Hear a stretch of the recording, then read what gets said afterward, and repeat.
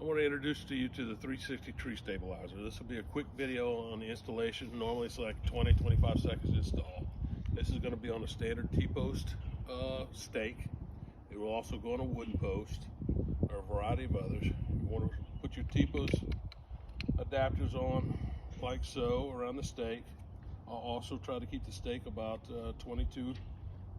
at least 22 inches away from the base of the tree, and that way a standard lawnmower could fit in between it. All right, get that on there.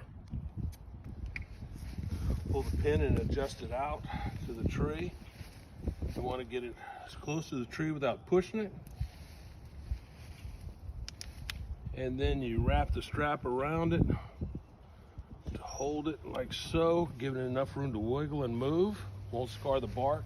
Also lets the wind enable the roots to strengthen and grow with the tree, but yet it holds it loosely, but it won't let go.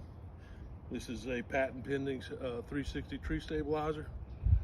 You can add several of them together for a larger tree. Thank you for your time.